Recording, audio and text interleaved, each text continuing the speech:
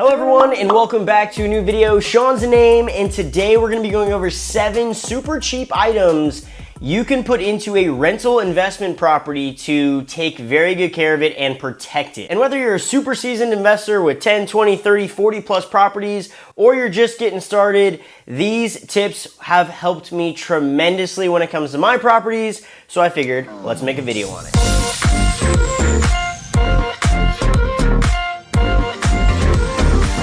Now, if I forget anything good that you know about, please let me know in the comments down below of this video. Otherwise, make sure you hit the like button and subscribe, but let's get into the list. First on my list is actually these things that not only save your property a little bit, but they actually make your life a million times easier when it goes to actually installing them. It's these door stoppers right here. So this is just a little pad that you stick onto your wall. So when you open it, it still protects your wall. Boom, hits the little pad, and you don't have those super annoying little springs that dogs eat, kids play with, and they end up breaking. And you also don't damage your door from the door actually slamming into those and sometimes putting a hole at the bottom of them.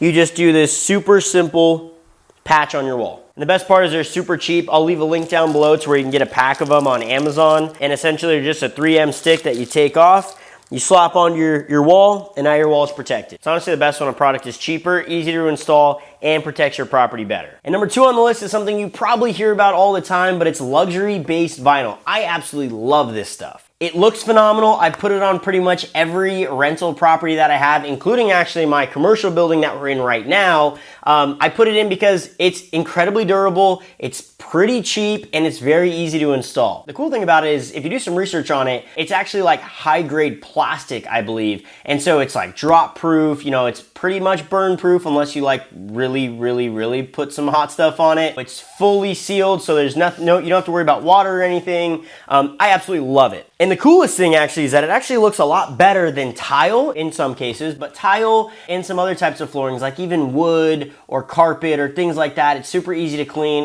It's honestly just superior. And the amount of options you have when it comes to looks is pretty incredible. For example, in the office, we have a concrete look versus some other residential properties that I have. You know, it got that nice wood look, or you can get kind of an ashy look. You can get a marble look. I mean, there's so many things you can kind of do, which is why I really like it. And pro tip, if you are putting it in a rental property, I would recommend going for either the light commercial stuff or the super thick residential things, because once you put that in, you're not gonna have to touch that for probably 15 to 20 years, which is great. Next up on the list though, number 3 is gonna be the type of paint you use. A lot of people in their own homes, they like to use an eggshell or maybe even something a little bit more flat, but those types of walls get scuff marks really easily. I kind of learned this the hard way. I thought all paint was pretty much the same. However, I put kind of a flat or a matte finish in the office because I really like the look of it. However, it gets scuff marks incredibly easy. And if you kind of look at scale of paint, you know, you got like the flat and mattes, then you got the eggshells, and you got kind of the shinier ones. The shinier paints are gonna be much easier to clean, which is why I recommend, I know it might not be popular opinion,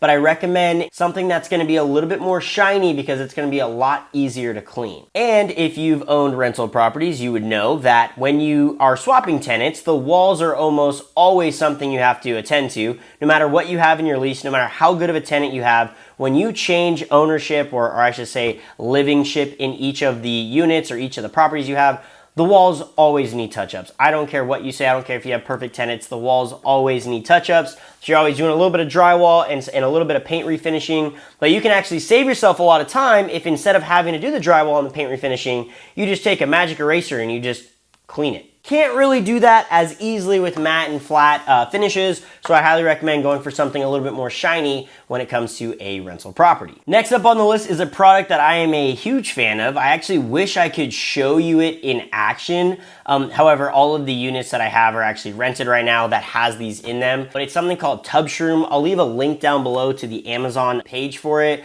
They are phenomenal. Super cheap product, and it's gonna save you so many plumbing issues when it comes to kind of tub drains. And yes, they don't look absolutely phenomenal, but most people don't even look at their tub drain, and it saves you so much time from like digging down the drain, pulling out hair and all sorts of nasty stuff, or having plumbing issues later down the line.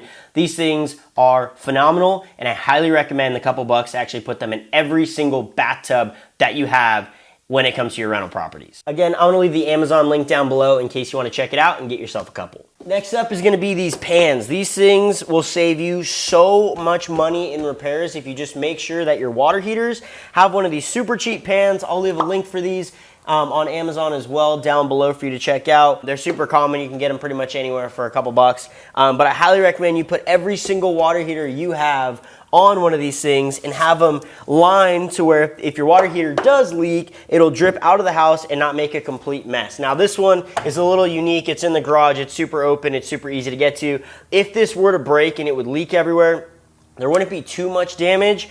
However, you always want to have them. Sometimes they're in water heater closets or something that's inside your property. If these things leak, they cause so much damage that costs you so much money that I'm telling you, I highly recommend you spend the time, put one of these suckers on there, plumb it out so if there is a leak, it goes out of the house, doesn't cause any damage. You will thank me later. These are phenomenal and simple. Now, the sixth item, super simple, but you're gonna wanna go with curtains in a rental property. So when most people buy a rental property, they buy something a little bit older, they wanna renovate it a little bit, rent it out, maybe sell it, whatever you wanna do.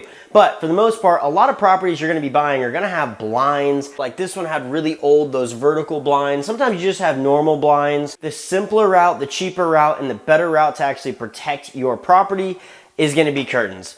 These things are like 20 bucks and you can't really break them. Now you can stain them, but again, to replace them, it's 20 bucks. Versus if you go the route of actually replacing blinds or replacing each individual blind as they break or bend or get stained, it's gonna cost you way more money in the long run. Sure, it might be a $5 repair, $10 repair, but that's gonna keep happening over and over and over again. Save yourself some time and go with curtains. And better yet, you give the tenant more flexibility on what they want their place to look like because they could very easily swap these out. I've had a lot of tenants who actually see that, I go for a very neutral color. Typically, I always put gray curtains in, and they want to kind of spice things up. So what they'll do is they'll take these curtains down, they'll save them somewhere, and they'll put up their own curtains. Totally fine. And you can literally do these everywhere. Windows, doors, bigger windows. You can put curtains everywhere. So I'm a big fan. And then the last one on my list is actually not a product. It's actually just doing proper tenant screening. And I know this sounds kind of like a no-brainer, but I catch myself falling into the pit of it as well. If you think about when you actually get a new tenant into your property, you just want to get someone in there who's going to make the payment as quickly as possible because you don't want to have it vacant. Well, if you don't actually take the time to find the right tenant, then your property is going to get beat up far more than what you want it to be. I don't care what you have in it. You could have the most durable types of finishes and types of appliances and everything in there to make it as bulletproof as possible. If you have a tenant in there who's going to absolutely destroy the place, maybe they've got some pretty crazy pets or they've got tons of kids who, again, just aren't going to take care of the property, you're going to run into some issues. And I'm not saying that people with pets or people with kids are going to ruin your property. I'm just saying that you want to do proper tenant screening. Things like checking credit scores, things like checking background checks, checking past references, checking landlord references, employer references. I mean, you want to do a really big deep dive as if you're lending them money for a mortgage, except on the rental side. And I might be a little bit biased to that because I do mortgages for a living, but I like to make sure that the person who's going to be living in my property is going to really take care of it. And a lot of knowing whether a tenant's going to be good or not is going to come with time, is going to come with reiterations. You're going to see a lot of people, you're going to see a lot of applications, and you're going to get a feel for who's going to take good care of your property and who's not. And I'm not going to sit here and say I own hundreds of properties and I've been through the ringer and I've seen some crazy tenants and things like that. Now I have had my fair share, but I'm not as seasoned as most residential rental property landlords would be or property managers. However, I have done hundreds and hundreds of mortgages. I've done very deep financial deep dives into how someone is credit-wise or even background check-wise, being on the employer standpoint. I know how a person is going to react based on their history. And the biggest things I look for when it comes to tenant screening is going to be credit score, not necessarily just the credit score, but I want to look into each trade line. What is maybe lowering their credit score or what's making their credit score higher? If they're having issues paying rent or they're having issues paying bigger loans, like let's say car loans or things like that, then I know that they're not going to be the best tenant for me because if they're struggling to pay those bills, they're probably going to be struggling to take care of the property that they're in. And then of course you look at things like background checks, right? Speeding tickets, who really cares in my opinion. But if you're looking at things, like maybe there's some abuse charges or maybe there's something else that happened maybe around the home, that's gonna lead to a little bit more issues with your property. I actually bought a property one time where all of the doors were kicked in.